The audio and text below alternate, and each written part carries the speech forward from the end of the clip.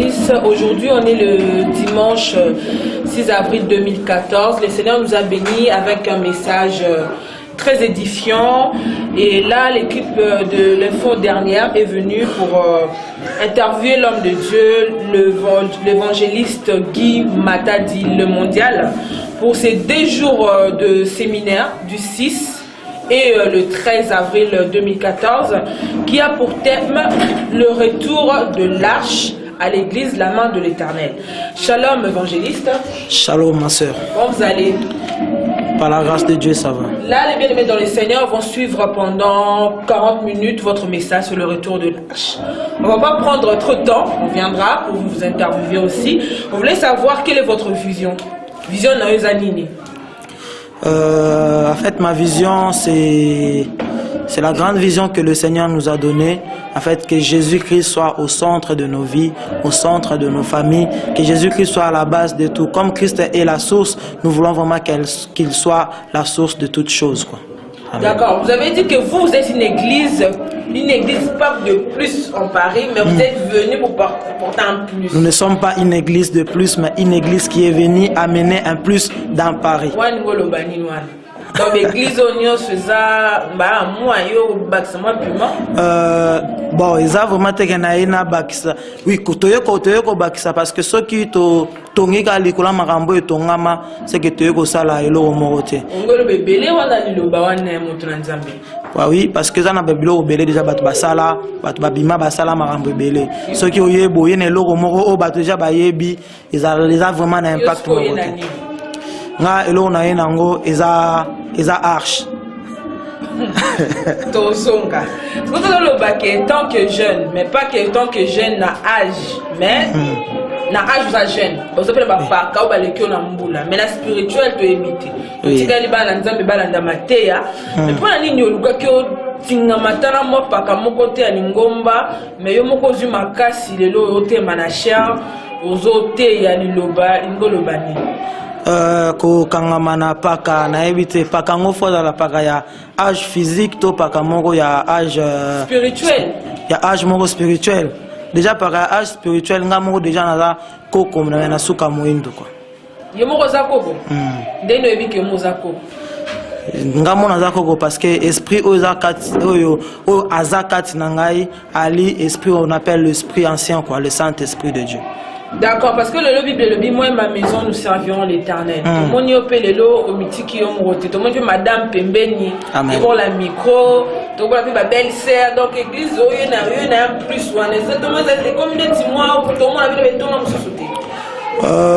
Non, le 1 plus, comme on dit, le 1 plus, c'est vraiment plus dans la parole, dans le sérieux des choses, parce que mon église qui est vraiment bafouée, église qui église dans les bandes, il y a batubele, bayara sous église à cause de maman rambouébele, Matéya, babilo rebele, lobby batouandotéra, vous serez bénis, vous aurez la paix, tout ça. La Bible dit que Dieu est en train de dire dans le livre de Jérémie 23, Dieu dit, vous dites à mon peuple que vous serez bénis, alors que moi l'Éternel, j'ai rien dit.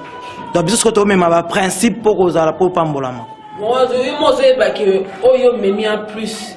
Vous avez bitumbe belé, vous avez conscient en haut tobi que na kindi na okara. Bitumba tobo ya bitumba te pour na moi na Nzambe bitumbe za toujours, mais o azakati na nganda obundela ngai. Merci beaucoup. Tous à la dimanche, au bani dimanche oyo. Le 6 avril, info dernière est filmé Balanza Mebolanda Matéa sur le retour de l'arche. Le retour de l'arche. Le premier jour et le second jour au clôturé, ça le 13 avril. On va inviter aussi les bien-aimés dans le Seigneur où on va donner l'adresse et le contact. Et il y a un thème, on a le retour de l'arche. Et ça, inspiration, il y a une pensée, autant que Balanza message trop dans Matéa, vous serez bénis. Oh, Rosana Kimia Tonini, yo suko yo témoana. Oui. Tout le monde peut l'affiche au métier au côté les guides mondial là, mondial le métier au côté, tout le monde est aux yeux arche, arche sur internet, te mon inspiré, c'est la vision te éviter. Nenaïba témoana les inspirations divines. Deuxièmement, pour la ligne au métier au côté na affiche, il y a séminaire deux dimanches de séminaire. Oui, bon, comme on dit, l'arche, le retour de l'arche vraiment, c'est un thème que l'Éternel m'a donné pour son peuple. C'est un message. Ils ont un thème, tout ce qu'on aura un thème, et ce qui peut être des jours, des dimanches, à dimanche 6, na 13, mais c'est un message que l'Éternel a donné. Donc, ils ont il y a un message qu'on a eu quoi apporter. L'arche, ça symbolise juste de côté, il est là, la présence de Dieu, la personne de Jésus-Christ. Donc, rose à la chrétien, mais ceux qui ont un arche, on a Christ, quatre na yote, ils sont ça là, et ça, pamba, ils ont tenu na bat bazonga na nukat na Yesu. Donc, tous amis, mabana, tous ont sango pas ya papa, ya papa zonga pas, ya bana. Pour l'affiche alors. Pour l'affiche, comme on dit, tu es na 1+, c'est ça ni. Biso tu es pour battre tombo la biso. Tu es pour tout dans la fan belé. Non, mais tu es qu'à pour Yesu yemoko à tombama. Tout le monde a ba fiche belé, muta sali position sali bout. Na lobite que na sala angote. Ngape na sala ango et puis deuxièmement na lobite que za péché. Et za péché te, mais ce que pour ngai la vision que j'ai eu de la part de Dieu, na bino faut kolo yemora tombama. Ngai na mizongi na sima, Yesu atomba. Bible lobi quand Dieu Christ sera élevé, c'est alors qu'il attirera plusieurs. Donc, il y a une élévation. Naboyi élévation te. Mais ngana otombo mata vanza mba tombo. Parce que lui il est déjà assis sur son trône. Il est déjà élevé des milliards d'années. Ce qui élévation tout le monde a le mondial le lot na Drancy. Aussi le mondial le lot a commis na Élysée. Donc au bout yango. Donc dans l'exemple, il y a Punda, il y a Anneau attaché. Tant Christ a mataki le colonae. Belobi, maman batek mandala là, il y avait des rameaux, il y avait beaucoup de choses par terre. Mais on va remarquer que Jésus-Christ n'avait pas marché sur les rameaux ni sur le pan. Il y a maman bataki. Et là, Christ a dit le colo Punda. Et puis Punda ndem tatambola qui le colo, il y a rameaux. Ça veut dire que Yépe a bénéficié qui l'élévation Jésus. Pourtant, bamon à Christ, bamon automatiquement Punda. Merci beaucoup le mondial. On va revenir avec l'équipe de fond dernière. Amen. Et on va clôturer parce que dimanche prochain aussi on sera là. On va prendre le temps pour vous encourager aussi pour aller de l'avant avec votre épouse la dame Mariette Matadi. Amen. Vous voulez savoir que le bien-aimé qui sont en train de suivre actuellement l'adresse, numéro de téléphone si possible, et le dimanche prochain ça commence à quelle heure? Le thème, le retour de l'arche. L'église, la main de l'Éternel, se situe sur la rue Joseph Enaf, numéro 15, juste à la gare de Drancy. Donc, si vous arrivez à la gare de Drancy, vous traversez de l'autre côté, il y a des escaliers, vous descendez tout de suite à gauche, il y a la rue Joseph Enaf. Donc, au numéro 15, c'est là où se situe l'église de Dieu. Et nous commençons nos cultes à partir les dimanches à partir de 15h30 à 18h. Et les mardis, nous sommes là à partir de 18h30 à 20h30 pour notre culte d'intercession, le culte qui est dénommé sur le mont Carmel. Amen. Merci beaucoup le mondial, que le Seigneur vous bénisse. Que Dieu vous bénisse aussi.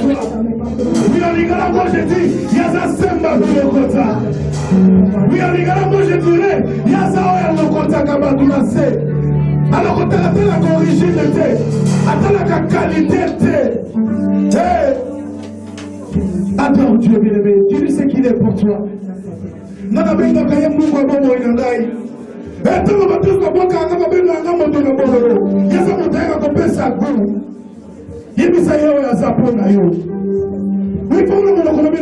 sais qu'il est pour toi, bien-aimé.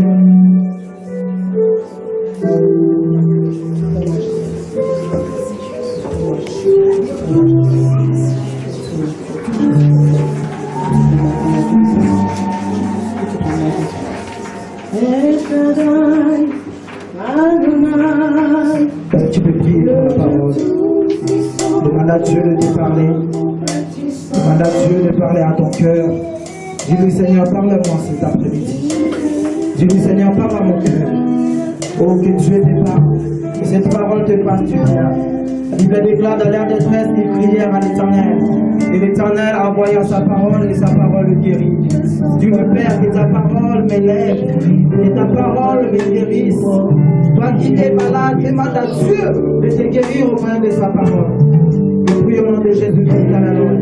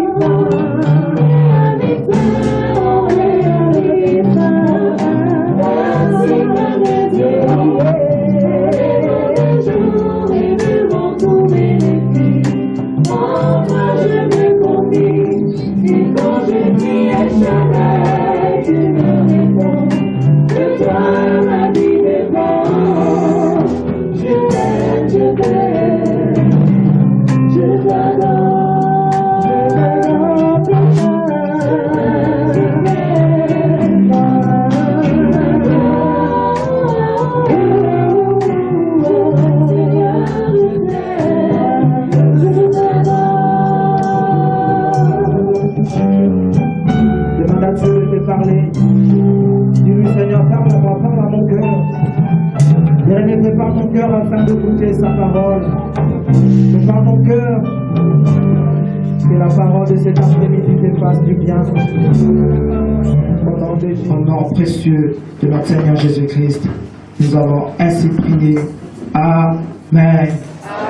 Est-ce qu'on peut acclamer pour la gloire de Dieu? Donc je dis, est-ce qu'on peut acclamer pour la gloire de Dieu? Gloire, gloire, gloire, gloire, gloire, gloire, gloire. Alléluia. Est-ce qu'on est là? Est-ce qu'on est là? Est-ce qu'on peut balancer nos mains? Balançons. Gloire à Jésus. Je vous bénis au nom précieux de notre Seigneur Jésus-Christ. Nous sommes très contents de vous savoir au milieu de nous cet après-midi. Nous voulons maintenant passer dans notre moment qui est très précieux, le moment de la parole. Nous voulons écouter la parole de Dieu. Nous avons un thème que nous commençons aujourd'hui, que nous allons essayer de développer. Ce thème s'intitule le retour de l'arche. Amen. Le retour de l'arche. Bien aimé, il y a des questions que je suis en train de me poser par rapport à ce thème. C'est quoi l'arche? Vous avez vu des affiches, vous avez vu, on a envoyé des invitations et sur l'invitation, il y avait une image. Et cette image-là est appelée l'arche.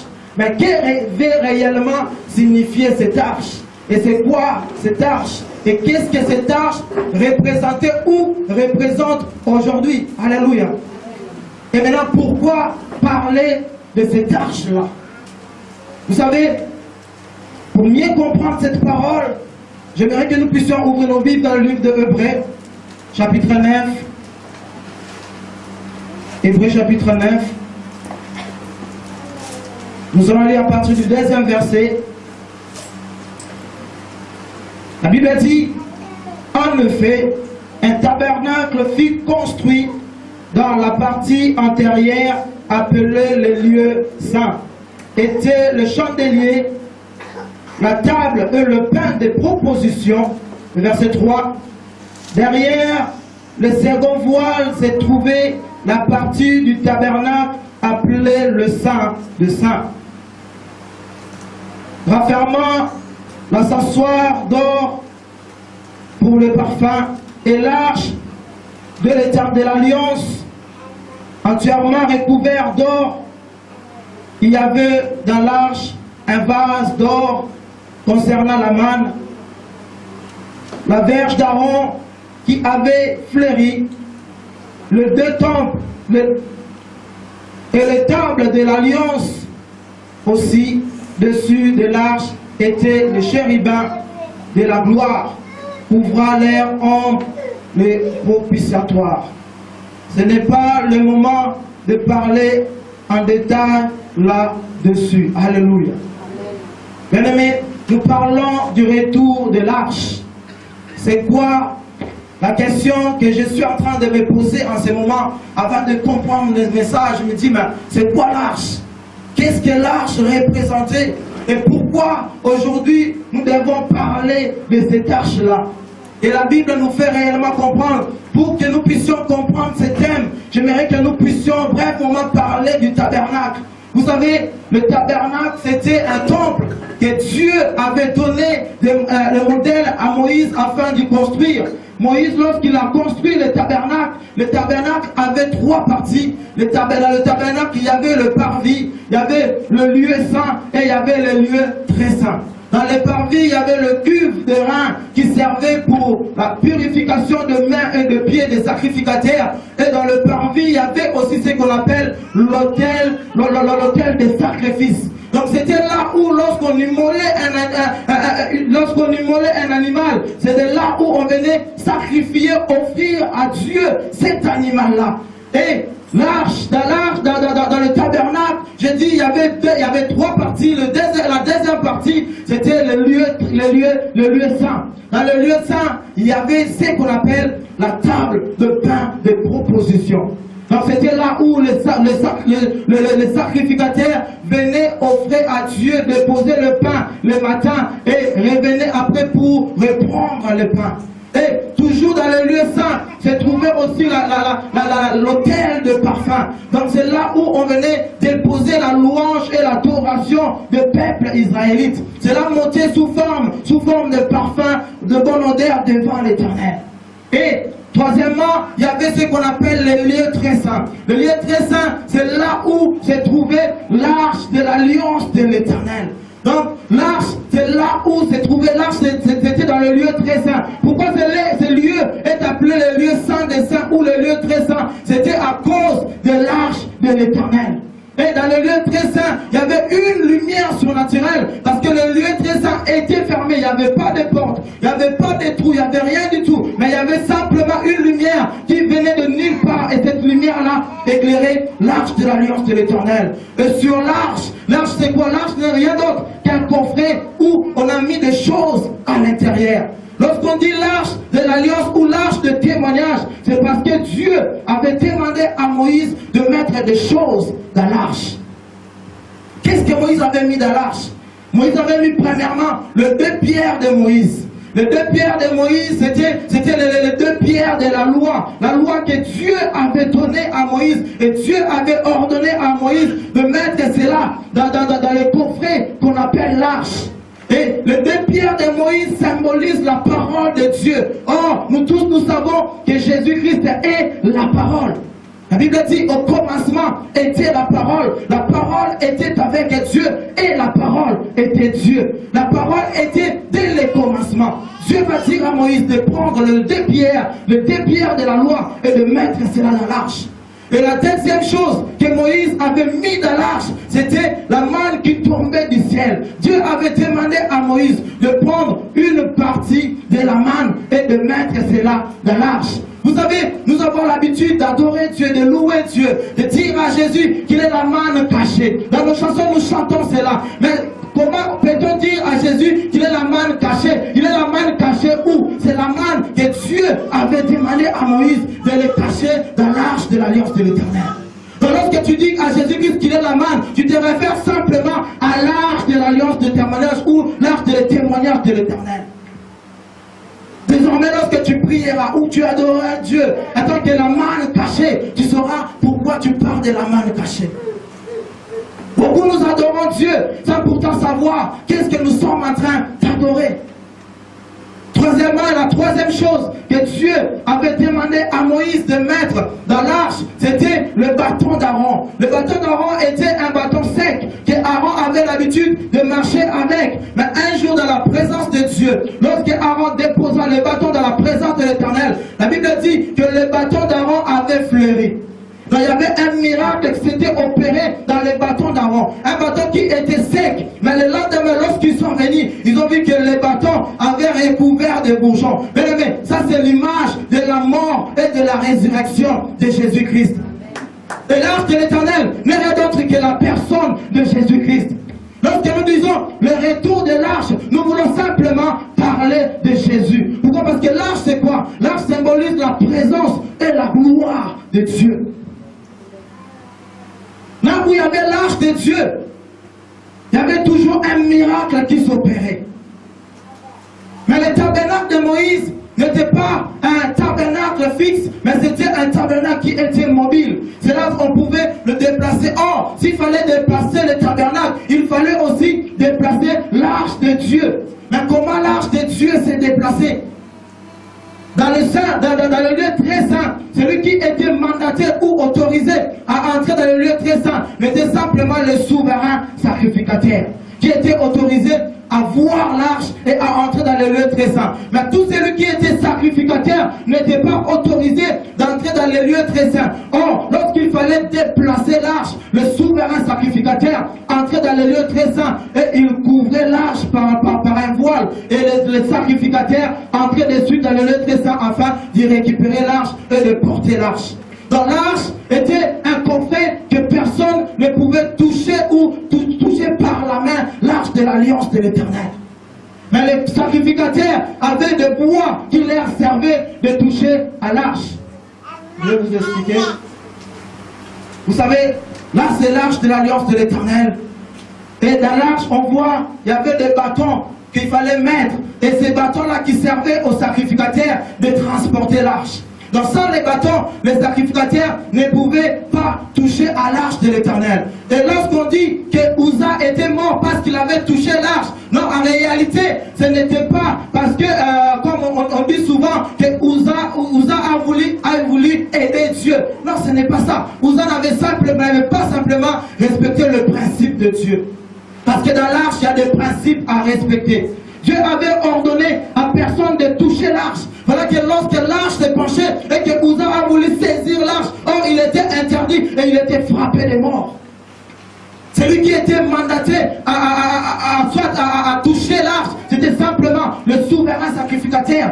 Mais les sacrificateurs, ils avaient des bâtons qui leur servaient de transporter l'arche.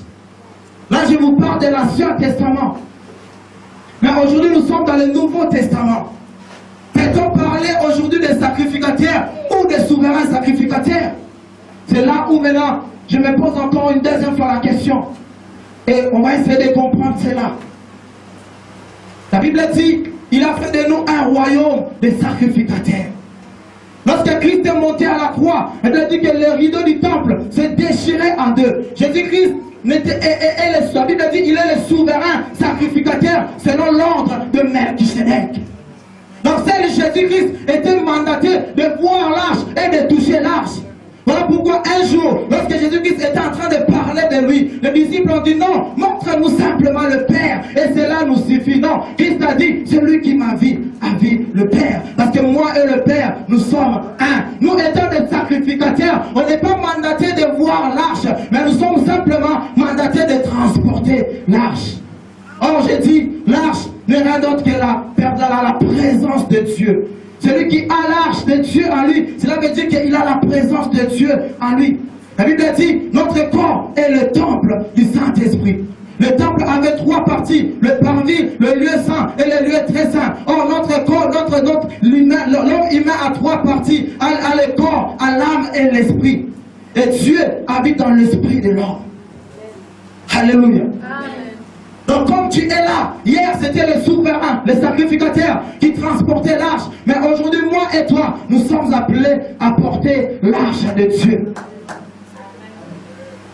Donc comme tu es là, pendant que tu marches tous les jours, tu es simplement un sacrificateur qui transporte l'arche de Dieu, pas au-dessus de lui, mais en lui maintenant. Parce que la Bible dit, celui qui croira à moi, lorsque je frapperai à la porte, moi et mon Père, nous viendrons habiter à lui. Donc le Père et le Fils habitent à moi. Je dis simplement un confrère. Donc il y a le témoignage à moi. Il y a le Fils, il y a le Père, il y a le Saint-Esprit à moi. L'arche de Dieu était quelque chose de très important pour Israël. Israël ne pouvait pas vivre sans l'arche de l'Éternel. Israël ne pouvait pas sortir sans l'arche de Dieu. Tout ce qu'Israël pouvait faire, Israël le faisait avec l'arche. Lorsqu'il fallait faire tomber le muraille de Jéricho, il fallait que l'arche puisse tourner 7 fois le muraille de Jéricho. Et après cela, le muraille était tombé. Bien aimé, l'arche de l'Éternel, je dis, c'est la présence de Dieu. La présence de Dieu a la capacité de faire tomber le muraille qui dérange ta vie. Pourquoi l'arche est très important? L'arche est très important parce que sans la présence de Dieu, personne ne peut vivre. Sans la présence de Dieu en toi, bien-aimé, tu deviens un homme, une personne où le diable et les sorciers peuvent jouer de lui comme ils veulent. Mais celui qui a la présence de Dieu, celui qui marche avec Dieu, c'est une personne dont les sorciers, les démons ne peuvent rien faire contre sa vie. Nous allons encore ouvrir nos Bibles dans le livre de 1 Samuel. C'est là où maintenant il y a notre message.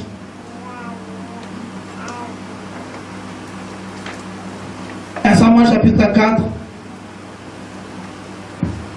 La Bible dit, la parole de Samuel s'adressa à tout Israël.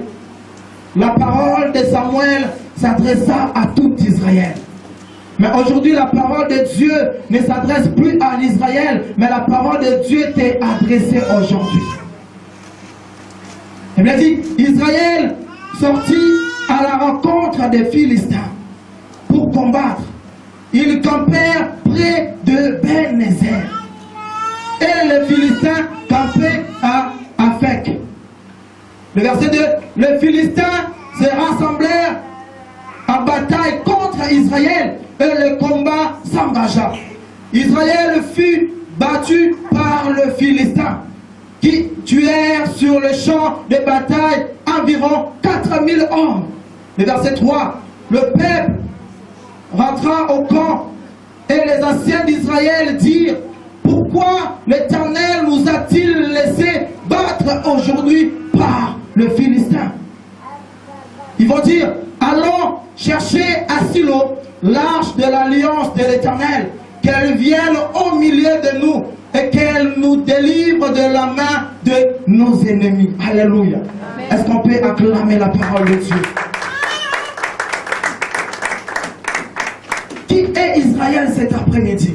Israël cet après-midi et moi et toi. Israël va sortir pour combattre contre les Philistins. Aujourd'hui, tu as des combats dans ta vie. Aujourd'hui, rien ne va dans ta vie. Soit c'est la maladie, soit c'est la pauvreté, soit c'est la souffrance, soit c'est les papiers, soit c'est le mariage. Et Israël était face aux Philistins. Il fallait que Israël puisse combattre. Je vous ai dit tantôt, lorsque Israël ne sortait jamais sans l'arche de l'alliance de l'Éternel.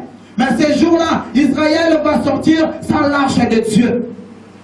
Mais curieusement, Israël va choisir un lieu qui était stratégique ou historique. C'était Ebenezer. Et aujourd'hui, tout le monde parle d'Ebenezer. Les musiciens parlent d'Ebenezer. Mais qu'est-ce que signifie Ebenezer? Ebenezer vient simplement dire la pierre de secours. Et lorsque Israël est sorti, Israël campait à Ebenezer. Alors cela veut dire quoi? Israël était sur la pierre de secours. Israël savait qu'à Ebenezer, il y aura automatiquement la victoire parce que nous sommes là où on appelle la pierre de secours. Qu'est-ce que représente Ebenezer pour nous aujourd'hui? Ebenezer peut représenter la main de l'Éternel. Ebenezer peut représenter le pied de Jésus. Ebenezer peut représenter toutes les nominations des églises que nous connaissons. Et lorsqu'on nous dit, là-bas c'est l'assemblée équipe de victoire. Et tout le monde se réunit parce qu'ils savent que là, il y aura certainement la victoire. Mais lorsque tu vas arriver là-dessus, tu vas passer 4 ans, 7 ans, tu vas voir qu'il n'y a jamais la victoire pendant que ce lieu-là est appelé l'assemblée de victoire. On te dit que là, c'est l'assemblée de vainqueurs. Tu dis certainement, en allant dans l'assemblée de vainqueurs, je serai toujours victorieux, victorieuse. Mais pendant que tu y vas dans l'assemblée de vainqueurs, jamais tu es sorti victorieux, victorieux dans tes combats. Et voilà, tu te poses des questions. Lorsqu'Israël était dans Ebenezer, Israël savait que là, ils allaient battre les Philistins.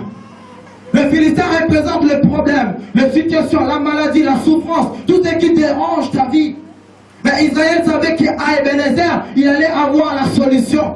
Mais malheureusement pour Israël, ils ont été battus par les Philistins pendant qu'ils étaient dans Ebenezer. Le nom Ebenezer n'a pas eu de l'influence dans le combat d'Israël. Mais laissez-moi vous dire, on peut avoir toutes les nominations des églises qu'on veut, mais sans Jésus-Christ, sans la présence de l'arche, bien aimé, cela va ressembler à rien du tout. Tu peux donner le nom que tu veux, on peut t'appeler comme tu veux, mais s'il n'y a pas la personne de Jésus-Christ en toi, cela ne signifie rien, même aux yeux de l'ennemi. Ils étaient à Ebenezer, mais ils ont été battus à Ebenezer. Tu es dans l'armée de vainqueurs, mais tu es toujours battu dans l'armée de vainqueurs. Mais j'aime Israël, sans poser des questions. Ils ont dit, mais pourquoi l'Éternel nous a-t-il laissé battre par les Philistins? Si c'était moi à leur place, j'allais dire, pourquoi la tante ou l'oncle m'a attaqué aujourd'hui? Mais Israël savait que c'est Dieu qui leur a donné la victoire. C'est Dieu qui combattait pour eux. Dans la victoire, la guérison, l'élévation, tout cela venait de Dieu. Mais s'il arrivait qu'ils puissent perdre, donc cela pouvait venir que de l'Éternel. Aujourd'hui, nous attribuons à l'ennemi des choses qu'il n'a même pas fait. Nous donnons des couronnes à l'ennemi alors qu'il n'a même pas combattu. Nous donnons gloire aux sorciers de nos familles alors que c'est Dieu qui a permis à Israël puisse être abattu. Mais j'aime Israël. Les anciens ont dit, pourquoi l'Éternel nous a-t-il laissé battre par les Philistins? Mais la Bible dit, il n'y a rien qui peut arriver si l'Éternel ne le permet. Donc si quelque chose arrive dans ta vie, cela veut dire que l'Éternel a permis cela. Mais au lieu de chercher des sorciers de gauche à droite, cherche plutôt pourquoi l'Éternel a permis que la chose puisse arriver à ta vie. Aujourd'hui, nous ne cherchons pas, nous ne posons pas des questions afin de nous rapprocher de Dieu, non. Mais nous voulons attribuer cela à l'ennemi. Alors que si Dieu avait laissé que les Philistins puissent battre Israël, parce que Israël était devenu trop loin vis-à-vis de Dieu. Dieu voulait amener son peuple dans sa présence. Israël était devenu loin. Il y avait le péché en Israël. Voilà pourquoi Dieu n'était plus en Israël. Ce qui t'est arrivé, peut-être que c'est par ta faute, mais voilà que tu attribues cela à une tante ou à une grand-mère, parce que tel est sorcier. Non, peut-être que le sorcier est innocent de ce qui t'arrive aujourd'hui. Mais ce qui t'arrive, c'est peut-être que toi, tu es éloigné de Dieu. Mais c'est que Dieu veut que tu puisses te rapprocher encore de lui. C'est ce que l'Éternel veut. Parce qu'il n'y a rien qui peut t'arriver si l'Éternel n'a pas permis cela.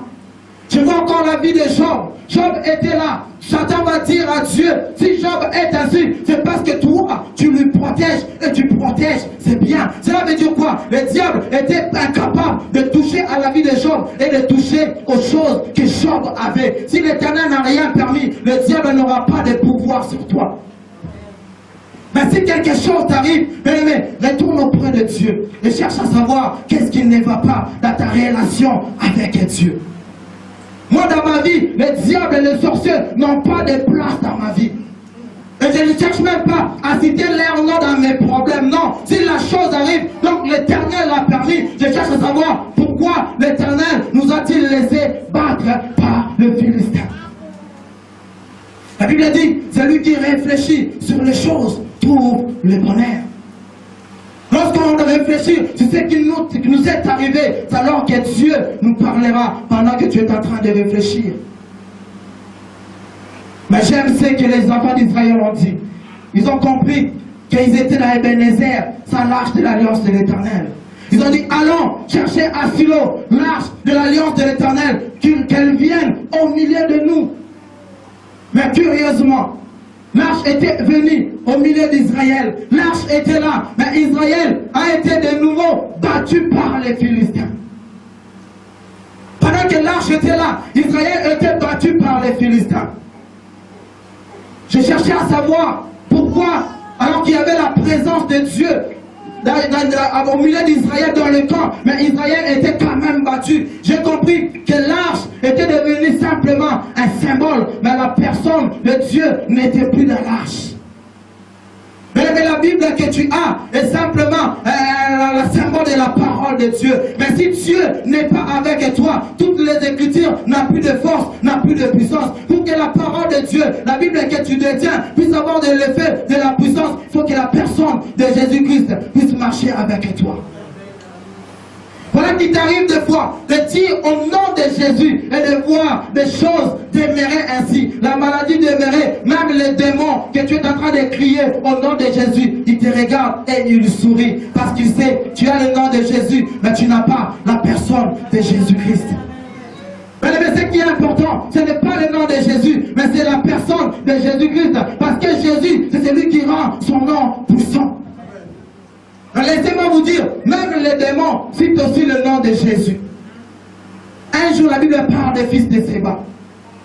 Pendant qu'ils étaient face aux démons, ils ont commencé à prier au nom de Jésus que Paul évoque, sort de ses corps. Mais ils ont été frappés par les démons. Les démons ont bien dit, nous connaissons Jésus.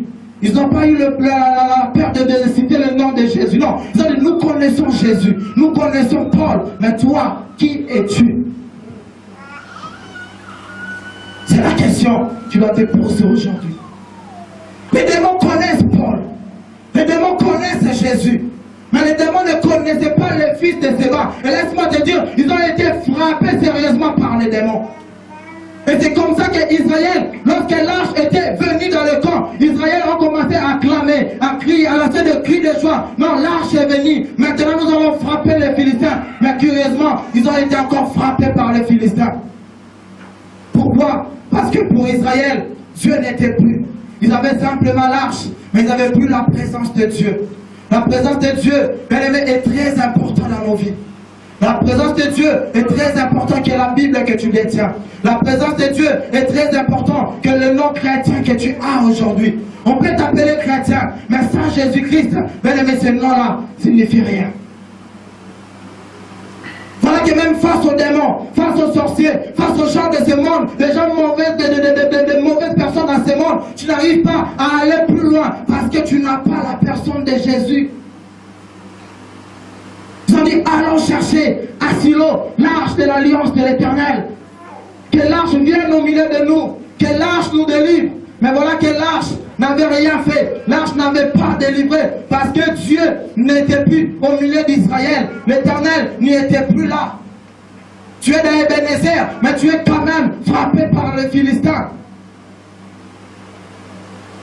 Être dans une église, c'est bien. Appartenir à une église, c'est bien. Mais ce qui est important, c'est la personne de Jésus-Christ. Ce qui compte pour nous, bien-aimés, c'est la personne de Jésus-Christ. Que Jésus-Christ vienne au milieu de nous. Oh, mais j'aime David. David dit, ta roulette et ton bâton me rassurent. Parce que David, lorsque David était frappé, David ne regardait pas au monde, mais David fixait ses yeux vers l'Éternel. Il cherchait à savoir pourquoi j'ai été frappé par Dieu. Et il savait que si l'Éternel frappait la brebis, c'était pour le retourner dans le droit chemin. Des fois, les choses qui nous arrivent aujourd'hui, ce n'est pas les problèmes des sorciers, mais c'est nous qui nous sommes éloignés de la présence de Dieu. Mais cet après-midi, il faut que l'arche de Dieu soit de retour. Il faut que l'arche soit là parmi nous, que la présence de Dieu soit là. Le retour de l'arche. Nous allons continuer la lecture.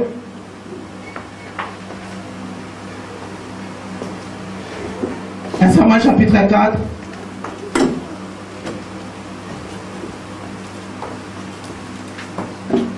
Le verset 4 dit: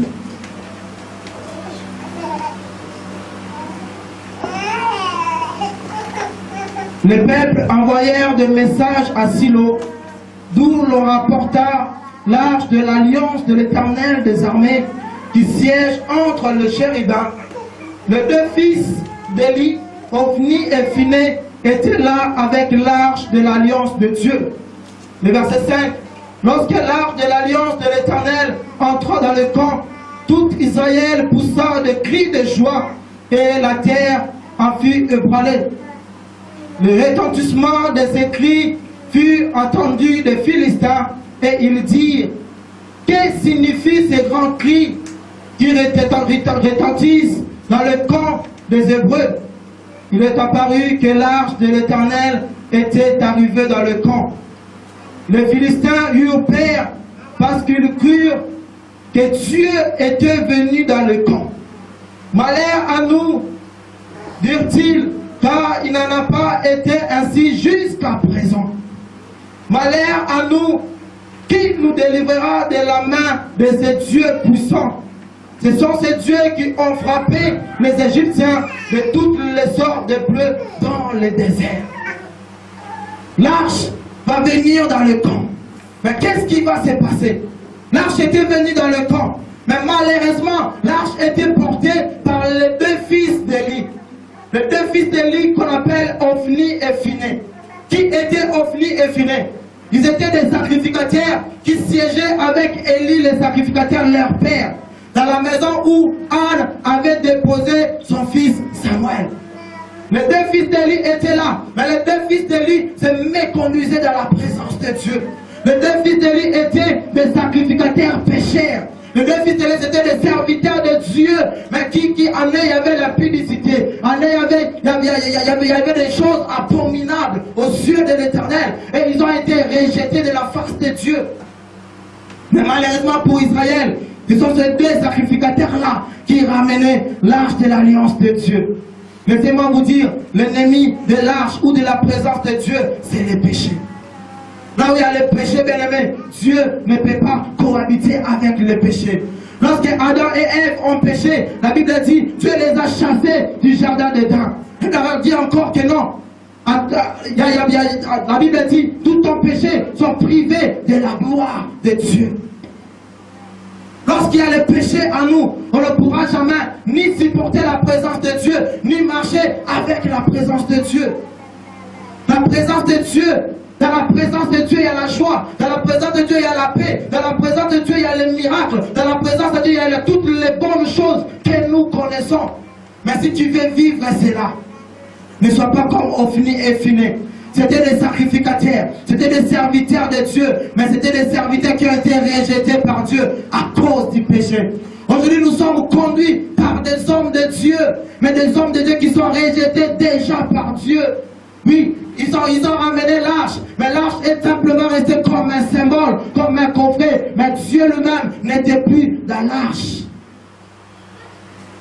On peut avoir une grande église comme mauvais.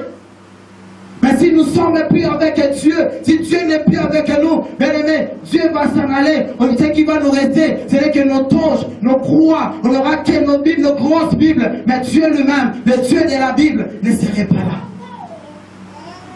Ophni et Phiné vont ramener l'arche de l'alliance dans le camp. Les peuples vont acclamer. Le peuple était content de voir que l'arche de Dieu était au milieu de nous. Oh, bien aimé, l'arche était là, mais Dieu n'était plus là en Israël. Tu marches avec Dieu il y a longtemps. On t'appelle chrétien il y a longtemps. Ça fait 10 ans que tu as accepté le Seigneur Jésus. Mais voilà qu'il y a 2 années, ça fait 10 ans, mais ça fait 7 ans que tu marches tout seul, sans la présence de Dieu. L'arche était venue dans le camp, mais Dieu n'était pas dans le camp. Tu es face à un combat, mais Dieu n'est pas avec toi. Bien aimé, ne fais jamais l'erreur de combattre sans Dieu. Les problèmes en nous aujourd'hui, pourquoi il y a de la maladie persiste? Pourquoi les problèmes sont toujours là? Ça fait des années que tu pries, mais cela ne part pas. La souffrance est toujours là, parce que tu combats, mais sans l'Éternel. Lorsque Moïse va faire sortir les enfants d'Israël, Dieu va dire à Israël, à Moïse, maintenant, moi, mon service s'arrête là. Prends le peuple, va avec eux. Moïse va dire, non, si tu ne viens pas avec nous, j'irai nulle part. Si tu ne marches pas avec nous, je ne marcherai pas dans le désert sans toi. Voilà pourquoi la Bible dit, le soir, la colonne de feu était là, et le jour, la colonne de nuée était là, qui symbolisait la présence de Dieu. Si tu vois le diable, le sorcier partout, bien aimé, les sorciers seront partout pour toi. Mais si tu vois Dieu partout, Dieu sera aussi partout pour toi. Ce qui est important pour nous, c'est de s'attacher à l'arche de l'Éternel. Ce qui est important pour nous, c'est de marcher selon les principes de l'arche. J'ai dit au début que dans l'arche, il y a des principes à respecter. L'ennemi de l'arche, c'est le péché. Le péché nous éloigne de la présence de Dieu. Adam était habitué à rester avec Dieu. Le soir, Dieu descendait, Dieu parlait avec Adam. Mais lorsqu'Adam a péché, Dieu a dit à Adam, sors un peu dehors. Et Dieu va placer le chérubin. Et Adam ne pouvait pas entrer dans le jardin, là où il y avait la présence de Dieu. Israël était là. Mais Israël, ça faisait des années qu'Israël avait abandonné Dieu. Ça faisait du temps qu'Israël avait délaissé Dieu. Mais qu'est-ce qui va se passer lorsque Israël va être battu par le Philistin? La Bible dit, les Philistins vont aussi confisquer l'arche de l'alliance de l'Éternel. Nous allons lire cela. Le chapitre 5. La Bible dit, les Philistins prirent l'arche de Dieu et ils transportèrent de Bénézer à Aston. Après être emparés de l'arche de Dieu, les Philistins la prirent d'entre la maison. Les Philistins entrèrent dans la maison de Dagon et la placèrent à côté de Dagon. L'arche de Dieu, lorsque Israël va être battu par les Philistins vont confisquer le Dieu des Israélites. Et ils vont prendre l'arche, ils vont déposer l'arche dans la maison de leur Dieu qui était Dagon. Cela était pour dire quoi? C'était simplement pour élever Dagon, pour dire à Dagon qu'il avait reçu, pour dire à Dagon qu'il a frappé le Dieu des Philistins, pour dire à Dagon que toi seul, tu es Dieu. Mais l'erreur qu'ils avaient fait, c'est quoi? C'était de placer l'arche de l'alliance dans la maison de Dagon. Mais qu'est-ce qui va se passer? Vous savez, nous avons toujours l'habitude de dire, Dieu pour agir, il doit toujours passer par quelqu'un. Mais laissez-moi vous dire, la Bible dit, c'est lui qui est à nous, le plus fort. Non, ce n'est pas parce qu'il est à nous qu'il est fort, non. Mais même sans nous, il demeure toujours fort. C'est que nous pensons, c'est parce que si l'Éternel est fort, c'est parce qu'il est en toi. Non, lorsque l'Éternel est en toi, c'est pour te donner aussi sa force. Mais si l'Éternel t'équipe, tu n'as plus de force. Si l'Éternel t'équipe, tu n'as plus de puissance. L'Arche de Dieu était dans la maison de Dagon.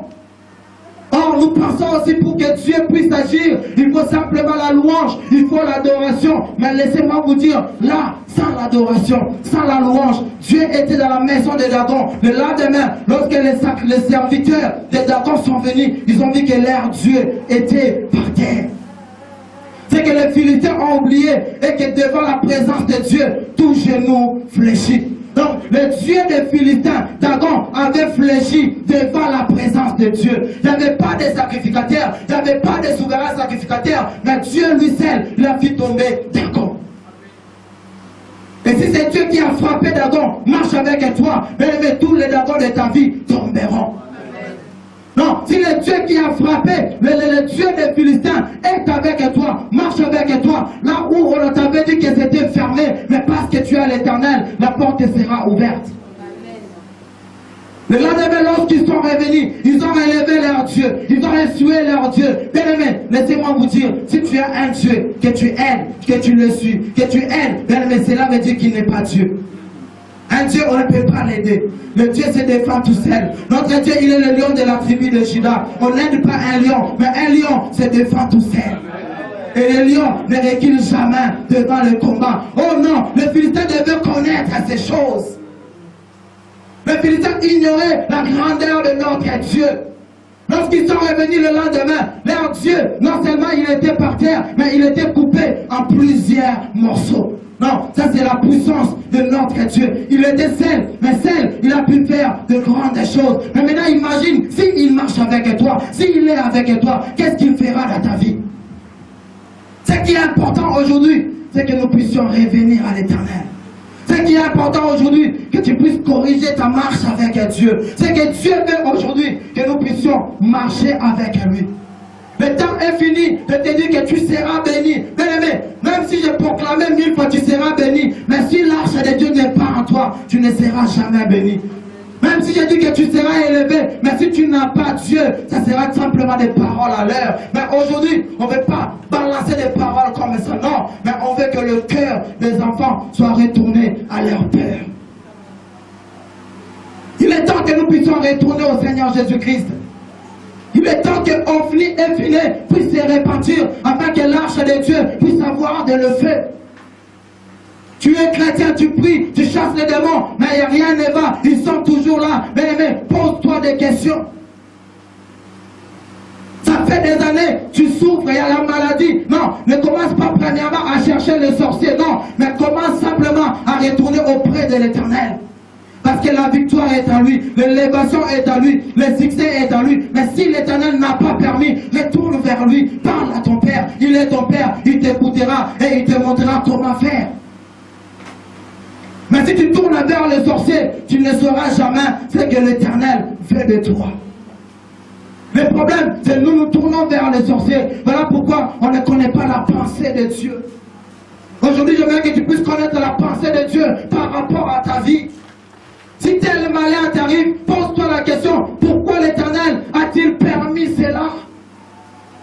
Pourquoi Dieu a permis que tu puisses perdre ta maison? Pourquoi Dieu a permis que tu puisses perdre telle chose? Ce n'est pas d'abord le sorcier. L'homme de Dieu dit, non, ne leur donnons pas des choses qu'ils n'ont pas. Ne leur donnons pas la gloire. Lorsque tu donnes la gloire au sorcier, lui-même il est surpris de savoir que toi tu étais tombé. Même le sorcier qui vole la nuit est surpris que toi tu n'as plus l'argent. Alors que cette affaire-là ne lui concerne pas. Voilà qu'il va sortir, il va frapper la poitrine en disant que c'est moi qui ai fait cela. Non, c'est l'Éternel qui a permis. Retourne vers Dieu. Tu dis, Seigneur, pourquoi as-tu permis telle chose dans ma vie? Alors que Dieu te donnera sa pensée, sa volonté par rapport à ta vie. Celui qui marche selon Dieu, bien-aimé, a toujours la victoire dans sa vie.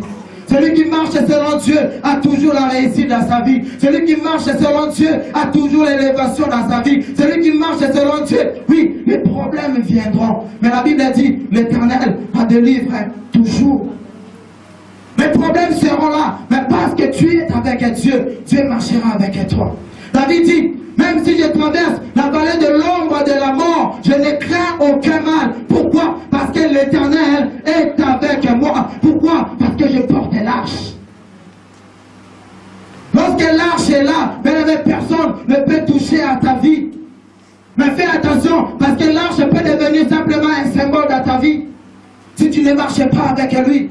Mais si tu marches avec lui, l'arche sera avec toi, avec toute sa puissance, toute sa présence, la gloire de Dieu sera là. Là où il y a la présence de Dieu, mais il y a toujours un miracle qui s'opère. Là où il y a Dieu, il y a toujours quelque chose qui s'opère. La Bible dit un jour, pendant qu'Israël était dans le désert, il n'y avait pas à manger. Il n'y avait que 5 pains et 2 poissons. Mais comme Jésus-Christ était là, Jésus-Christ avait fait un miracle. Dans la barque, il y avait la tempête qui soufflait. Mais comme Christ était là, il a fait taire la tempête. Quels sont les problèmes qui dérangent ta vie? Quelles sont les situations qui dérangent ta vie? Quelle est cette maladie qui persiste jusqu'à aujourd'hui? Bien-aimé, fais appel à l'arche de Dieu. Oh, que l'arche soit de retour dans ta vie. Non, je déclare que l'arche soit de retour dans ta vie. Que l'arche soit de retour dans ta famille. Lorsqu'il y aura la présence de Dieu dans ta famille, bien-aimé, le sorcier regardera ta maison de loin. Parce qu'ils savent que là, il n'y aura pas un chat méchant. Non, mais il y aura le lion de la tribu de Juda à la porte. Est-ce qu'on peut acclamer cette parole? Ce qui est important pour nous, c'est la présence de Dieu. La présence de Dieu apporte la joie. La présence de Dieu apporte la paix. La présence de Dieu élève. La présence de Dieu guérit. La présence de Dieu opère des miracles. Mais ne cherche pas de midi à 14 h. Invite simplement Dieu dans ta vie, dans ton couple, dans ton foyer, dans ta maison. Et tu verras comment les choses vont changer dans ta vie. Tu n'auras pas besoin d'appeler à 2 h, pasteur, je suis malade. Non, mais comme lui-même il est là, il est au-dessus de ton pasteur. Mais il est Dieu. Il est capable de tout faire parce qu'il est Seigneur. Alléluia. Oh, le retour de l'arche. Le retour de l'arche. Aujourd'hui, nous avons introduit cela, mais le dimanche prochain, nous allons conclure avec ce thème. Alléluia. Est-ce que tu es béni cet après-midi? Est-ce qu'on peut acclamer pour la gloire de Dieu? Permettez-nous de vous être en présence. Dis merci à Dieu parce qu'il t'a parlé. Dis-le merci parce qu'il a parlé à ton cœur. Je veux que nous puissions prendre un moment, 5 à 10 minutes, prier. Prier ce Dieu-là. Dis-lui merci pour cette parole. Dis-lui merci parce qu'il t'a révélé sa parole. Élève ta voix, bien-aimé, nous prions au nom de Jésus-Christ. Alléluia. Dieu, bien-aimé, commence à retourner auprès de l'Éternel. Si tu avais abandonné Dieu, oh, le temps, l'occasion, examine ta vie. Est-ce que l'Éternel est réellement avec toi? Est-ce que Dieu marche réellement avec toi? Est-ce que la gloire, la présence de Dieu est réellement avec toi?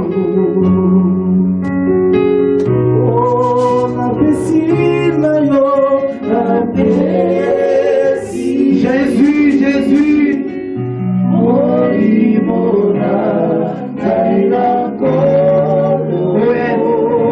Alléluia, alléluia.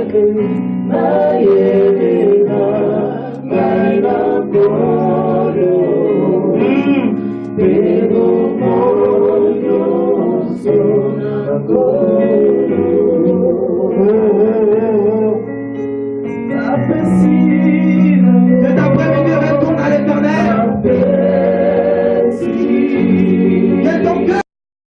On remercie l'équipe de Fonds Dernière. Que le Seigneur vous bénisse à bientôt. Et moi aussi, j'aimerais dire merci à l'évangéliste Christian Makayabou et à ma tendre chère épouse, Mariette Matadi et ainsi qu'à mes 2 enfants, Dan Junior Matadi et Gemaël Kundi. Makambo Yesu asalaka na bomo ya bana Nzambe.